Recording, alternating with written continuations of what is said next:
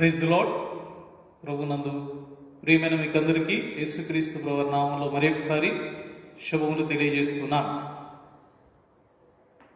ప్రభువును ఆరాధించుట కొరకై దేవుని ప్రజలంగా దేవుని మందిరంలో సమాజంగా కూడుకొనలేక పోవడం కారణం చేత ఈ రీతిగా దేవుని వాక్యాన్ని ఆన్లైన్లో మీకు యూట్యూబ్ ఛానల్ ద్వారా అందించేదానికి ప్రభు ఇచ్చినటువంటి ఈ మంచి అవకాశాన్ని బట్టి దేవునికి కృతజ్ఞులమై ఉన్నాం. ఈ దినం ప్రభువును ఆరాధించేదానికంటే పూర్వము దేవుని వాక్యమును ధ్యానించి దేవుని వాక్యం ద్వారా ప్రోత్సహింపబడి పురికొల్పబడిన వారమై ప్రభువును ఆరాధిస్తాం. దేవుని వాక్యాన్ని వినేదానికంటే పూర్వం ప్రభు సహాయం నిమిత్తమై చిన్న ప్రార్థన చేసుకుంటాం. ఈ ప్రార్థనలో దయచేసి మాతో కలిసి మీరు కూడా ఏకీభవించవలసిందిగా ప్రేమతో మనవి చేస్తున్నాం. ప్రార్థన చేసుకుంటాం.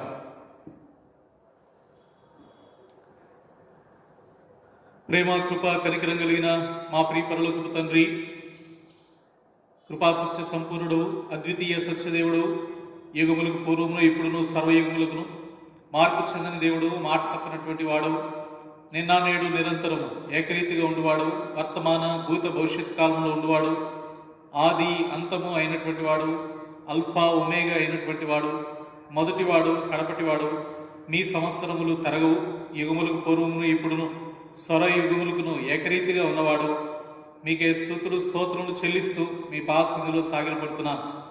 మీ అనాదికాల సంకల్పం చొప్పున జగత్తు పునాది వేయబడక మునిపే క్రీస్తులో మమ్మల్ని ఏర్పరచుకొని మా జీవితాలలో మీరు జరిగించిన అద్భుతమైన ఆశ్చర్యకరమైన కార్యములన్నింటిని బట్టి మిమ్మల్ని స్తుతిస్తూ మయపరుస్తూ గనపరుస్తున్నాం. కృపగల దేవ, ఈ దినం మరి కుమారు దేవ మమ్మల్ని సజీవులనుగా ఉంచి సజీవుల లెక్కలో ఉంచి దేవా సజీవులముగా నీ పాదసన్నిధిలో చేరి మీరు మాకు ఇచ్చినటువంటి జీవమును బట్టి మా జీవితంలో మీరు జరిగించిన కార్యములన్నింటిని బట్టి మిమ్మల్ని స్తుతించి గణపరిచి ఆరాధించడం కొరకై మమ్మల్ని ప్రేమించి ఇస్తున్నటువంటి మంచి తరుణాలను బట్టి వందనాలు. మీరు చేసిన మేలులు ఉపకారములు బహుగొప్పవి. నిత్య నరకానికి పాత్రులమై శిక్షార్హులమై మేముండగా మమ్మల్ని నిత్య నరకము నుండి తప్పించి నిత్య రాజ్యములకు మమ్మల్ని పాత్రులనుగా చేసినందున మిమ్మల్ని స్తుతిస్తూ మయపరుస్తూ గనపరుస్తున్నాం. దేవాయోగ్యుడు నా పాత్రులను నిష్ప్రయోజకమైన దాసునైన నన్ను జ్ఞాపకం చేసుకునండి. కావాల్సిన మీ మాటలు అనుగ్రహించమని నీ వాక్యం ద్వారా దేవ మేమందరూ ఉజ్జీవింపబడినట్లుగా నా నోట మీ మాటలు ఉంచుతున్నామని మీ సహాయం మీ కృపను కోరుతూ త్వరలో రాని అయిన యేసుక్రీస్తు ప్రభువారి అతి శ్రేష్టమైన అత్యున్నతమైన ఘనమైన నామం పేరట స్తుతించి ప్రార్థించి వినయంతో అడిగి వేడుకొంచున్నాము తండ్రి, ఆమెన్.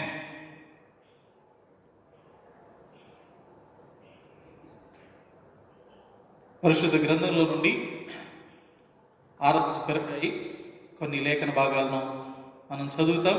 దయచేసి నాతో కలిసి ఈ లేఖన భాగాలను మీరు కూడా చదవవలసిందిగా ప్రేమతో మనవి చేస్తున్నాం. అపోస్తుడైన పౌలు రోమీలకు రాసిన పత్రిక, అపోస్తుడైన పౌలు రోమీలకు రాసిన పత్రిక 9వ అధ్యాయం.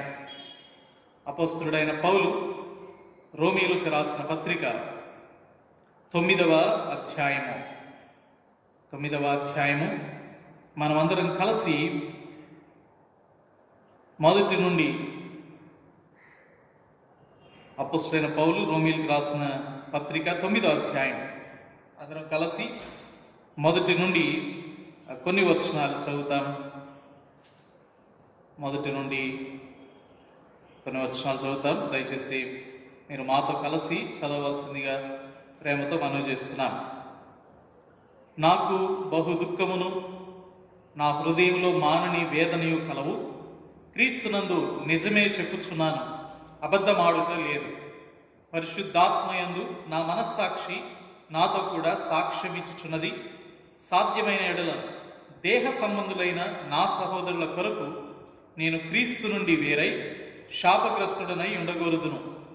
వీరు ఇశ్రాయేలీలు, దత్తపుత్రత్వమును మహిమయు నిబంధనలను ధర్మశాస్త్ర ప్రధానమును అర్చనాచారాదులను వాగ్దానములను వీరివి.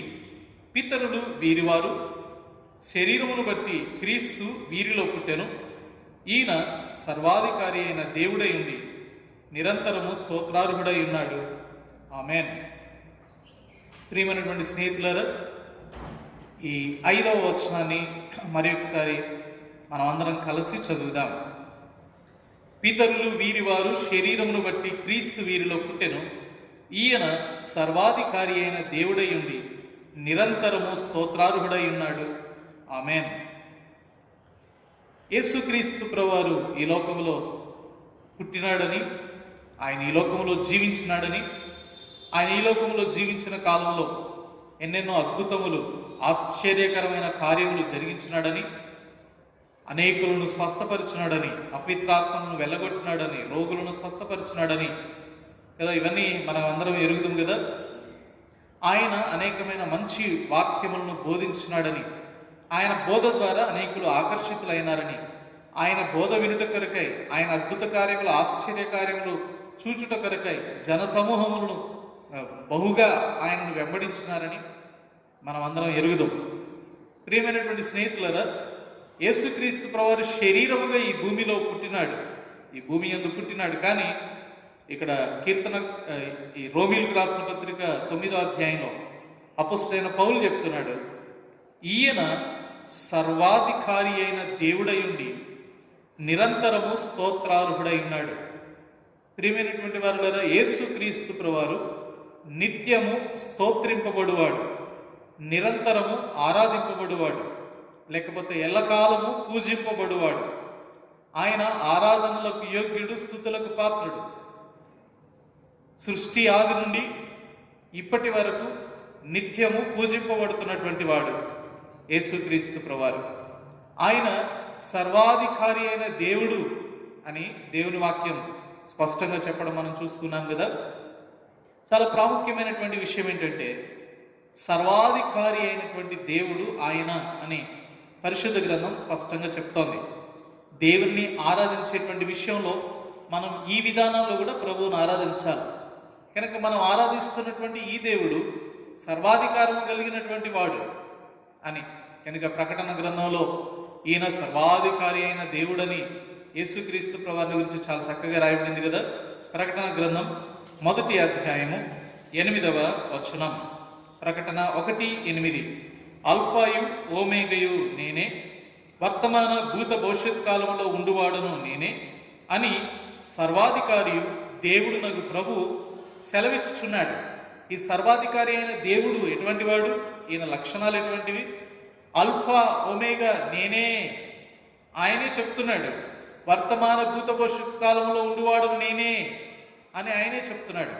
కనుక సర్వాధికారం కలిగిన వాడు, ఎల్లకాలము ఉండువాడు. ఈ అధికారము లేకపోతే ఈ రాజ్యము, ఈ ఏలుబడి నిరంతరము ఉండేటువంటిది. ఇది కొద్ది కాలం రాజ్యం చేసి కొద్ది కాలం అధికారం చేసేటువంటి అధికారం కాదు. సర్వము పైన అధికారం ఉంది అని దేవుని వాక్యం చెప్తోంది. సర్వము పైన ఆయన ఏలుబడి చేయగలడు. సమస్త కాలములు, ఎల్లకాలములు నిరంతరము ఆయన ఏలుబడి చేయగలడు. కనుక నిత్యము స్తోత్రింపబడుతున్నటువంటి సర్వాధికారి అయిన దేవుని ఆరాధించేదానికి మనం చేరువచ్చున్నాం అని గ్రహించారు కదా.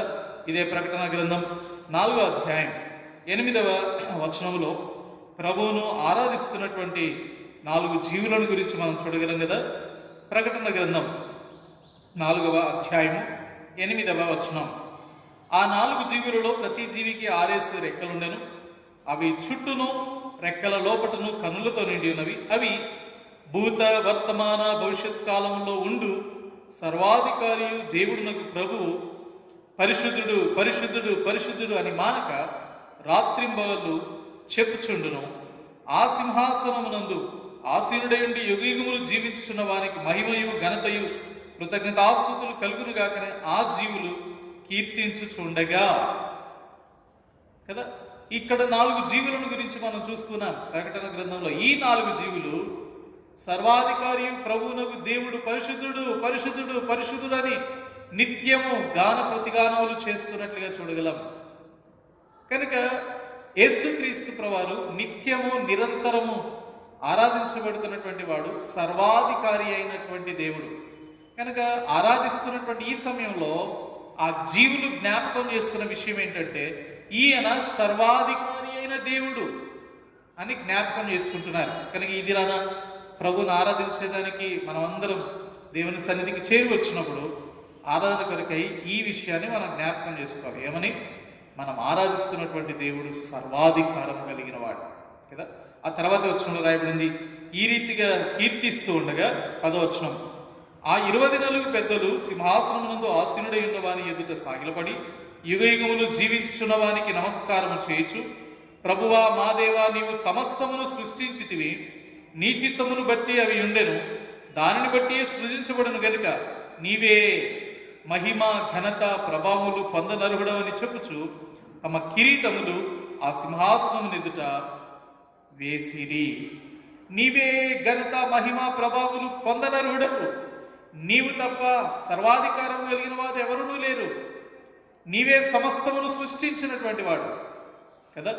కనుక భూమి యందును పరలోకమందును సర్వలోకములలో అధికారం కలిగినటువంటి సమస్త సర్వాధికారం కలిగినటువంటి దేవుని మనం ఆరాధించేదానికి సేవించేదానికి వచ్చినామని మర్చిపోవద్దు సుమా. అందుకనే ప్రభుని ఆరాధించే సమయంలో భయభక్తితో, ఎంతో వినయంతో, ఎంతో తగ్గించుకొని దీర్ఘమై ప్రభువును ఆరాధించవలసినటువంటి వారు.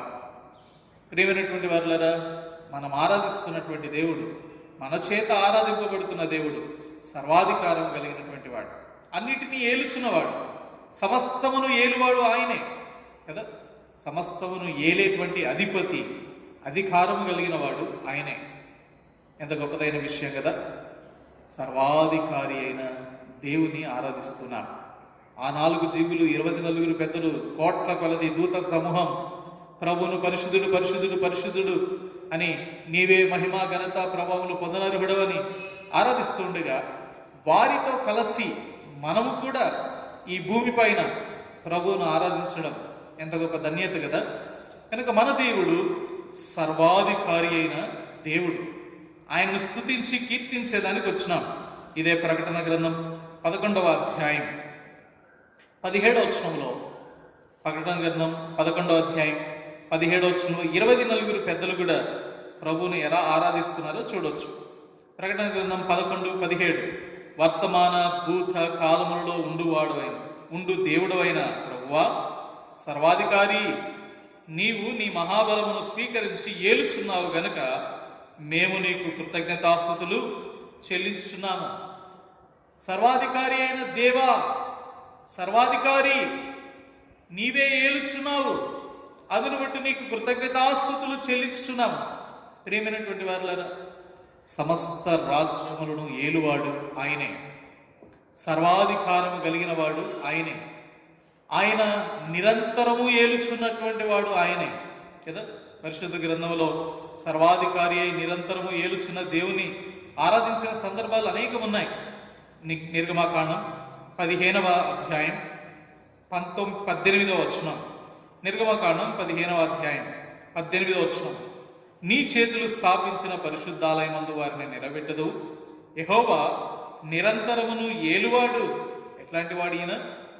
నిరంతరము ఏలుచున్నటువంటి దేవుడు అని ఆయనకు పేరు పెట్టబడింది, సర్వాధికారి అయినటువంటి దేవుడు కదా.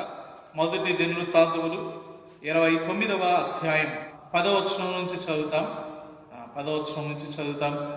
రాజు అయిన దావీదును కూడా బహుగా సంతోషపడి సమాజము పూర్ణముగా ఉండగా యెహోవాకు ఇట్లు స్తోత్రములు చెల్లించెను.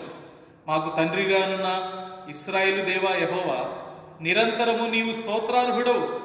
యెహోవా, భూమి ఆకాశముల యందు సమస్తమును నీ వశం. మహాత్మ్యమును పరాక్రమమును ప్రభావమును తేజస్సును ఘనతయు నీకే చెందినవి. యెహోవా, రాజ్యము నీది, నీవు అందరి మీదను నిన్ను అధిపతినిగా హెచ్చించుకొని ఉన్నావు. ఐశ్వర్యమును గొప్పతనమును నీ వలన కలుగును. నీవు సమస్తమును ఏలువాడవు. బలమును పరాక్రమమును నీ దానములు. హెచ్చించువాడవును అందరికి బలమునిచ్చువాడవును నీవే. మా దేవా, మేము నీకు కృతజ్ఞతాస్తుతులు చెల్లించుచున్నాము. ప్రభావం గల నీ నామమును కొనియాడుచున్నాము. కనుక పరిశుద్ధ గ్రంథంలో ప్రభువును ఆరాధిస్తున్నటువంటి ప్రియులు గమనించినటువంటి విషయమే, నీవే సమస్తము పైన అధిపతివి, నీవే సర్వాధికారము కలిగిన వాడు, నిత్యము నిరంతరము ఏలుచున్నవాడు నీవే. సామాన్య ప్రజలు మొదలుకొని రాజుల వరకు, ఈ సృష్టి అంతటిని మొదలుకొని పెద్దలు, పరలోకంలో ఉన్న జీవులు, పెద్దలు, కోట్ల దూత సమూహం, ప్రభుని ఏమని ఆరాధిస్తున్నారు? సర్వాధికారి అయిన దేవా నీకు కృతజ్ఞతలు. కనుక మన చేత ఆరాధింపబడుతున్నవాడు, లేకపోతే మనం పూజిస్తున్నటువంటి మన దేవుడు సర్వాధికారి అయిన దేవుడని మనం జ్ఞాపకం ఉంచుకోవాలా కదా. ఈ సర్వాధికారి అయిన దేవుడు సృష్టిని సృజించినాడని మనం ప్రకటన గ్రంథంలో చదివినాం కదా. ప్రకటన గ్రంథంలో భక్తుడు 4వ అధ్యాయంలో చక్కగా రాయబడుతూ వచ్చింది 8వ వచనంలో కదా. ఆ పెద్దలు ప్రభువును స్తుతించిన తర్వాత ఆ చివరి వచనంలో 4వ అధ్యాయం చివరి వచనంలో ఆ 24 పెద్దలు ప్రభువుని అంటున్నారు, నీవే సమస్తమును సృష్టించినటువంటి సృష్టికర్తవు అని ప్రభువును ఆరాధిస్తూ ఉండడం మనం చూడగలం. నీవే స్తోత్రార్హుడవు అని ప్రభువును స్తుతించడం మనం చూడగలం. ప్రియమైనటువంటి స్నేహితులారా, ఈ సమస్తమును సృష్టిని సృజించినటువంటి దేవుడు ఈ సమస్త సృష్టిలో కొన్నిటికి కొంత అధికారం ఇచ్చినాడు. సర్వాధికారం ఆయనే కలిగి ఉన్నవాడు అయినప్పటికీ పరిశుద్ధ గ్రంథంలో మానవునికి, నేల మట్టితో నిర్మించిన మానవునికి దేవుడు కొన్ని అధికారాలు ఇచ్చినాడు. ఎంత గొప్ప ఆధిక్యత కదా అది. దేవుడు సృష్టిని సృజించిన విధం మనకందరికీ తెలుసు కదా. తెలుసా మీకు? దేవుడు సృష్టిని ఎన్ని రోజుల్లో చేసినాడు? 6 దినాల్లో దేవుడు సృష్టిని సృజించినట్లుగా మనం చూడగలం. ఈ 6 దినాల్లో దేవుడు ఏం చేసినాడు? మొదటి దినమున వెలుగును సృజించినాడు. రెండవ దినమున ఆకాశ విశాలమును ఏర్పరిచి సముద్రమును సృష్టించినాడు. మూడవ దినమున సముద్రములో నుండి ఆరిన నేల కనబడినట్లుగా దేవుడు సృష్టించి ఆ నేలపైన ఫలవృక్షములను అన్ని విధములైన గడ్డి, మొలకెత్తు వృక్షమును దేవుడు సృష్టించినాడు. 4వ దినమున సూర్యచంద్ర నక్షత్రమును దేవుడు సృష్టించినాడు. 5వ దినమున సముద్రములో జలచరాలను, ఆకాశంలో ఎగిరే పక్షులను దేవుడు సృష్టించినాడు. 6వ దినమున ఈ భూమి మీద సంచరించేటువంటి ప్రతి జీవిని, దాంతోపాటు నరుని దేవుడు సృష్టించినట్లుగా మనం చూడగలం.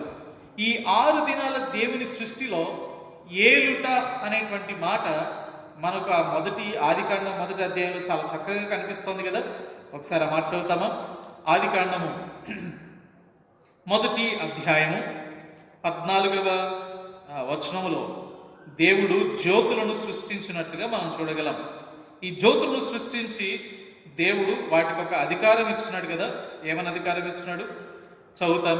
ఆదికాండం 1వ అధ్యాయం 14వ వచనం నుండి, దేవుడు పగటిని రాత్రిని వేరుపరుచున్నట్లు ఆకాశ విశాలమందు జ్యోతులు కలుగునుగా కనియు, అవి సూచనలను, కాలములను, దిన సంవత్సరాలను సూచించుటగా యుండుగా కనియు, భూమి మీద వెలిగించుటకు అవి ఆకాశ విశాలమందు జ్యోతుల యుండుగా కని పలికెను.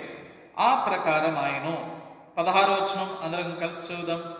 దేవుడు ఆ 2 గొప్ప జ్యోతులను, అనగా పగటిని ఏలుటకు పెద్ద జ్యోతిని, రాత్రిని ఏలుటకు చిన్న జ్యోతిని, నక్షత్రములను చేసెను. 17వ వచనం, భూమి మీద వెలుగించుటకును, పగటిని రాత్రిని ఏలుటకును, వెలుగును చీకటిని వేరుపరచుటకును దేవుడు ఆకాశ విశాలమందు వాటిని ఉంచెను. అది మంచిదని దేవుడు చూచెను. దేవుడు సూర్యచంద్ర నక్షత్రములను సృష్టించి వాటిని ఏలుటకు దేవుడు ఉంచినాడు. వేటిని ఏలేదానికి ఉంచినాడు? పగటిని ఏలేదానికి పెద్ద జ్యోతిని, రాత్రిని ఏలేదానికి చిన్న జ్యోతిని, నక్షత్రములను దేవుడు సృష్టించినాడని, ఈ భూమి పైన దేవుడు మానవుని కొరకై వాటిని సృష్టించినాడని, పగటిని ఏలేదానికి ఒకటి, రాత్రిని ఏలేదానికి, ఏలుబడి చేసేదానికి వాటిని ఇచ్చినట్టుగా మనం చూడగలం. ఇదే అధ్యాయంలో ఏలుట అనేటువంటి మాట, లేకపోతే ఏలుబడి చేయుట, అధికారం చేయుట అనే మాట ఇంకొకరికి కూడా రాయబడింది కదా. ఎవరా వ్యక్తి? చదువుతాం.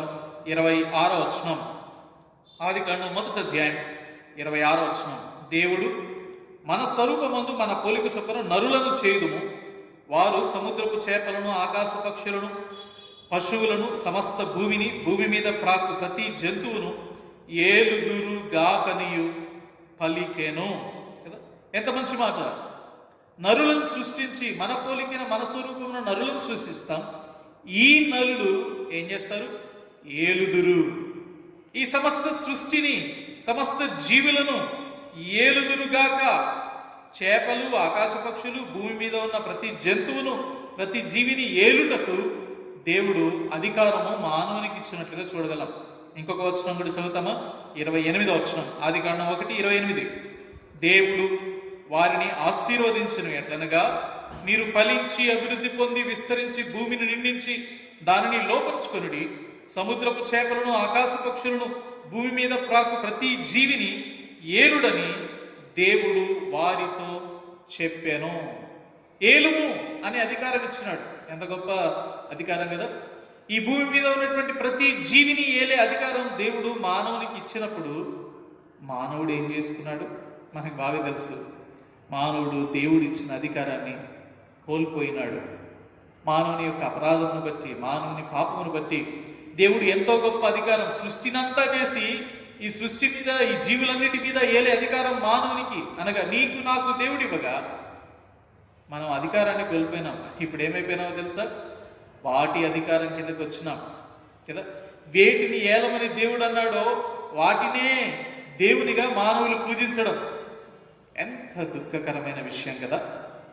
ఏ దేవుడు వీటన్నిటిని సృష్టించి, సృష్టికర్త అయిన దేవుడు వీటిని సృష్టించి వీటిపైన మానవునికి అధికారం ఇస్తే, మానవుడు దేవుని అధికారాన్ని విడిచిపెట్టి దేన్ని ఏలాల్సి ఉందో వాటినే పూజించడం ఎంత దుఃఖకరమైన విషయం కదా. కనుక మానవుడు దేవుని, సృష్టికర్త అయిన దేవుని, సర్వాధికారి అయిన దేవుణ్ణి, మానవునికి అధికారం ఇచ్చిన దేవుణ్ణి విడిచి సృష్టిని పూజించడం ఎంత దుఃఖకరమైన విషయం. రోమీయులకు రాసిన పత్రిక 1వ అధ్యాయము 21వ వచనం, మరియు వారు దేవునిని ఎరిగియు ఆయనను దేవునిగా మహిమపరచలేదు, కృతజ్ఞతాస్తుతులు చెల్లింపను లేదు గాని తమ వాదముల యందు వ్యర్థులైరి అని చెప్తూ, ఆ తర్వాత 23వ వచనం, వారు అక్షయుడగు దేవుని మహిమను క్షయమగు మనుషుల యొక్కయు, పక్షుల యొక్కయు, చతుష్పాద జంతువుల యొక్కయు, పురుగుల యొక్కయు ప్రతిమా స్వరూపముగా మార్చిరి. దేవుని ఈ జీవుల్లో చూసుకుంటున్నాడు, దేవుణ్ణి మానవుడు జంతువులలో చూసుకుంటున్నాడు, దేవుణ్ణి మానవుడు పక్షులలో చూసుకుంటున్నాడు, దేవుని మానవుడు పురుగులలో చూసుకుంటున్నాడు. దేవుని మహిమను ఒక రూపంలోనికి మార్చి, ఒక స్వరూపముగా మార్చి వ్యర్థులైపోయినారు. సృష్టికర్త అయిన దేవుడు, సర్వాధికారి అయిన దేవుని, ఆయనే సర్వాధికారి సృష్టికర్త అని ఎరిగియు ఆయనను పూజింపక, ఆయనకు కృతజ్ఞతాస్తుతులు చెల్లింపక ఉన్నారని, తమ వాదములందు వ్యర్థులైనారని ఎంత చక్కగా దేవుని వాక్యం చెప్తోంది. కనుక దేవుడు మానవునికి ఇచ్చిన అధికారం ఎంత గొప్పది కదా. 8వ కీర్తన దేవుడు మానవుని ప్రేమించి మానవునికి ఇచ్చిన అధికారాన్ని చక్కగా వివరిస్తోంది కదా. 8వ దావీదు కీర్తన 8వ కీర్తనలో 4వ వచనం చదువుతాం. నీవు మనుష్యుని జ్ఞాపకం చేసుకున్నటకు వాడు ఏపాటి వాడు, నీవు నరపుత్రుని దర్శించుటకు వాడు ఏపాటి వాడు. ఈ ఎందుకు అనిపిస్తుంది ఈ క్వశ్చన్ ఈయనకి? దేవా, నన్ను జ్ఞాపకం చేసుకోవడానికి నేను ఏపాటి వాడని అని ఎందుకు ఈ ప్రశ్న వచ్చిందో తెలుసా? ఈ సృష్టి అంతటిని చూస్తే వచ్చింది. పై వచనం చదివితే చక్కగా అర్థమవుతుంది కదా. నీ చేతి పైన అయిన నీ ఆకాశములను, నీవు కలుగజేసిన చంద్ర నక్షత్రములను నేను చూడగా అనిపించిన ప్రశ్న ఇది. నీవు చేసిన ఆకాశం, నీవు చేసిన చంద్రుడు, నీవు చేసిన నక్షత్రాలు, ఈ సృష్టి, ఈ విశ్వము, అంతరిక్షము అంతటినీ చూస్తూ ఉంటే, దేవా, మానవుని జ్ఞాపకం చేసుకోవడానికి వాడు ఏ పాటి వాడు, నిన్ను నన్ను జ్ఞాపకం చేసుకోవడానికి మనం ఏ పాటి వారం? నిజమే కదా. ఆయన చేసిన సృష్టి ఎంత గొప్పది. ఆయన చేసిన సృష్టిలో నీవు నేను ఎంత ఏ పాటి వారం? అయితే దేవుడు మానవునికి ఇచ్చిన అధికారం ఎంత గొప్పది. చూడండి 5వ వచనం, దేవుని కంటే వానిని కొంచెము తక్కువ వానిగా చేసి ఉన్నావు, మహిమా ప్రభావులతో వానికి కిరీటము ధరింపజేసి ఉన్నావు. 8వ వచనం, సముద్ర మార్గంలో సంచరించు వాటినన్నిటినీ వాని పాదముల కింద నీవు ఉంచి ఉన్నావు. 6వ వచనం, నీ చేతి పనుల మీద వానికి అధికారము. దేవుని చేతి పని అయిన ఆకాశం, దేవుని చేతి పని అయిన సూర్యచంద్ర నక్షత్రములు, దేవుని చేతి పని అయిన ఈ సమస్త సృష్టి పైన దేవుడు మానవునికి అధికారం ఇచ్చినాడు, నీకు నాకు అధికారం ఇచ్చినాడు. చివరికి ఇప్పుడు మనం ఆ అధికారమును కోల్పోయి, దేవుడిచ్చిన అధికారమును విడిచిపెట్టి మన వాదములందు వ్యర్థులైపోయినాం. దేవుని స్వరూపమును మార్చివేసినాం. వస్తువుల యొక్కయు, మనుషుల యొక్కయు, పక్షుల యొక్కయు, చతుష్పాద జంతువుల యొక్కయు, పురుగుల యొక్కయు రూపంలోనికి మార్చివేసినాం. ఎంత దుఃఖకరమైన విషయం కదా. మానవునికి దేవుడిచ్చిన అధికారం బహు గొప్పది కదా. ఎందుకు ఎన్నిక లేని మానవుని దేవుడు జ్ఞాపకం చేసుకుని వానికి అధికారం ఇచ్చినాడు కదా. వారిని ఆశీర్వదించినాడు, అధికారినిగా దేవుడు నియమించినాడు. ఎంత గొప్పదైన ఆశీర్వాదం ఇది! మన పాపమును బట్టి, మన అపరాధములను బట్టి, మన దోషములను బట్టి దేవుడిచ్చినటువంటి అధికారమును మనం కోల్పోయినటువంటి వారంగా ఉన్నాం. దేవుడు మన పైన ఏలవలసి ఉంది. దేవుని కంటే కొంచెము తక్కువ వానిగా మనల్ని చేసినాడు. అంటే మన పైన అధికారం కలిగినటువంటి వాడు, సమస్త మానవుల మీద, సమస్త రాజ్యముల మీద అధికారం కలిగి నిరంతరం ఏలుతూ ఉండే సర్వాధికారం కలిగినటువంటి దేవుడు మన పైన ఉన్నాడు. అయితే దేవుని ఏలుబడి కింద నుంచి మనం బయటకు వచ్చేసినాం. ఇప్పుడు మనల్ని ఎవరు ఏలుతున్నారో తెలుసా? పాపము ఏలుతోంది. ఎవరు ఏలుతున్నారు? పాపం ఏలుతోంది. చదువుతాము. రోమీలకు రాసిన పత్రిక 5వ అధ్యాయం, రోమీలకు రాసిన పత్రిక 5వ అధ్యాయము 14వ వచనం. రోమీలకు రాసిన పత్రిక 5వ అధ్యాయం 14వ వచనం. అయినను ఆదాము చేసిన అతిక్రమమును పోలి పాపము చేయని వారి మీద కూడా ఆదాము మొదలుకొని మోషే వరకు మరణమేలను. ఆదాము రాబోవానికి గుర్తై ఉన్నాడు. ఏదేలుతోంది? మరణము మానవుని ఏలుతోంది. 20-21 వచనాలు. రోమీలకు రాసిన పత్రిక 5వ అధ్యాయం 20-21 వచనాలు. మరియు అపరాధము విస్తరించినట్లు ధర్మశాస్త్రం ప్రవేశించెను, అయినను పాపము మరణమును ఆధారం చేసుకొని ఎలాగూ ఏలెనో అలాగే నిత్య జీవం కలుగుటకై నీతి ద్వారా కృపయు మన ప్రభువైన యేసుక్రీస్తు మూలముగా ఏలు నిమిత్తం పాపం ఎక్కడ విస్తరించునో అక్కడ కృప అపరిమితముగా విస్తరించును. మరణము మానవుని ఏలుతూ ఉంది. మరణము ఏలుబడి చేస్తోంది. పాపము ఇక్కడ రాయబడింది, పాపము మరణమును ఆధారం చేసుకొని ఎలాగూ ఏలెనో. కనుక ఈ లోకాన్ని, మరణాన్ని ఆధారం చేసుకొని పాపం ఏలుతోంది. అయితే అలాగే కృప మనందరిపైన ఏలుబడి చేయాలని దేవుడు ఉద్దేశించి యేసుక్రీస్తు ప్రభువారి ద్వారా నిత్య జీవం కలుగుటకై నీతి ద్వారా కృపయు మనల్ని ఏలు నిమిత్తమై యేసుక్రీస్తు ప్రభువారి ఈ లోకానికి రావాల్సి వచ్చింది. సర్వాధికారి అయిన దేవుడు తనకున్నటువంటి అధికారము, ఆధిపత్యము అంతటిని విడిచిపెట్టి పేదనరుడి రూపంలో ఈ లోకంలో జన్మించి శిలువలో శ్రవణ అనుభవించి ఎందుకొరకై మరణించినాడు? మనల్ని నీతిమంతులుగా చేయాలని, మనకు నిత్య జీవం ఇవ్వాలని, కృప ద్వారా మనం ఏలుబడిలోనికి రావాలని యేసుక్రీస్తు ప్రభువారు మన జీవితాలలోనికి వచ్చిన కారణం చేత నిత్య జీవము నీతి ద్వారా కృప చేత ఏలుబడిలోనికి మనం రాగలుగుతూ వచ్చినాం. గొప్ప అధికారంలోనికి దేవుడు మనల్ని తీసుకొని వచ్చినాడు. సర్వాధికారి అయిన ఈ దేవుడు స్తోత్రార్హుడు. మానవునికి అధికారం ఇవ్వాలనుకున్నాడు. మన పాపాన్ని బట్టి మనం ఏలుబడిలో నుంచి తప్పిపోయినాం. ఇప్పుడు మరలా మనకు అధికారం ఇవ్వాలని, రాజ్యం ఇవ్వాలని ప్రభువు కోరుతున్నాడు. ఈ భూమి మీదను పరలోకమందును సర్వాధికారం నాకు ఇవ్వబడింది అని యేసుక్రీస్తు ప్రభువారు ఈ భూమి మీద ఉన్నప్పుడు పలికిన మాట అద్భుతమైన మాట కదా. మత్తయి సువార్త 28వ అధ్యాయం, మత్తయి సువార్త 28వ అధ్యాయము చివరి అధ్యాయం 18వ వచనం. మత్తయి సువార్త 28వ అధ్యాయం 18వ వచనం. అయితే యేసు వారి యొద్దకు వచ్చి పరలోకమందును భూమి మీదను నాకు సర్వాధికారము ఇవ్వబడి ఉన్నది. పరలోకమందును భూమి మీదను నాకు సర్వాధికారం ఇవ్వబడింది. యోహాను సువార్త 5వ అధ్యాయం 23వ వచనంలో యేసుక్రీస్తు ప్రభువారు చాలా చక్కగా ఈ మాట అన్నారు కదా. తీర్పు తీర్చుటకై తండ్రిని గనపరచున్నట్లుగా అందరూ కుమారుని గనపరచవలనని తీర్పు తీర్చుటకు సర్వాధికారము కుమారునికి, తండ్రిని ఏ రీతిగా గనపరుస్తూ ఉన్నామో కుమారుని కూడా ఆ రీతిగా గనపరచుట కొరకై, సమస్తమునకు తీర్పు తీర్చుట కొరకై కుమారునికి సర్వాధికారము దేవుడు అనుగ్రహించినాడు. యేసుక్రీస్తు ప్రభువారు సర్వాధికారి అయిన దేవుడు.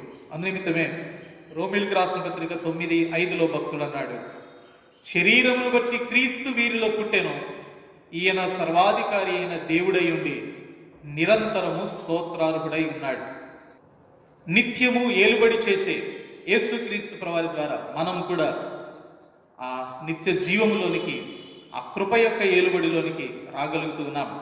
యేసుక్రీస్తు ప్రభువారు మన జీవితంలో లేకపోతే ఇంకా పాపమే మనల్ని ఏలుతోంది, ఇంకా మరణమే మనల్ని ఏలుతోంది. ఈ పాప మరణముల యొక్క ఏలుబడి నుంచి మనల్ని విడిపించుట కొరకై, పాపం నుంచి విడిపించి మరణ బలము కలిగిన అధికారం నుంచి మనల్ని విడిపించి తన రాజ్యములకు వారసులనుగా, రాజులనుగా మనల్ని చేటు కొరకై, అధికారము కలిగిన వారిగా తిరిగి మనల్ని చేటు కొరకై యేసుక్రీస్తు ప్రభువారు దీనుడై ఈ లోకంలోనికి వచ్చి మన కొరకై ప్రాణం అర్పించినటువంటి ఆ కార్యము ఎంత అద్భుతమైనటువంటి కార్యం. అందునిమిత్తే ఆయన నిరంతరము ఏలువాడు, సర్వాధికారము కలిగి నిత్యము ఏలువాడు కనుక ఆయనను స్తుతించబద్దులమై ఉన్నాం. 66వ కీర్తన 7వ వచనంలో ఈ రీతికి రాయబడింది: ఆయన తన పరాక్రమం వలన నిత్యము ఏలుచున్నాడు, అన్యజనుల మీద ఆయన దృష్టి ఉంచుచున్నాడు. ద్రోహులు తమను హెచ్చించుకొన తగదు, జనములారా మా దేవుని సన్నుతించుడి, గొప్ప స్వరముతో ఆయన కీర్తి వినిపించుడి. ప్రభువును గణపరుస్తున్నాడు, ప్రభువును కీర్తిస్తున్నాడు. ఎందుకు? సర్వాధికారి అయిన దేవుడు నిరంతరము ఏలుచున్నవాడు. అందునిమిత్తమే మనమందరం కలిసి ప్రకటన గ్రంథం 19వ అధ్యాయం 5వ వచనం 7వ వచనం అందరం కలిసి చదువుతాం. 6, 7 వచనాలు. ప్రకటన గ్రంథం 19వ అధ్యాయం 6, 7 వచనాలు.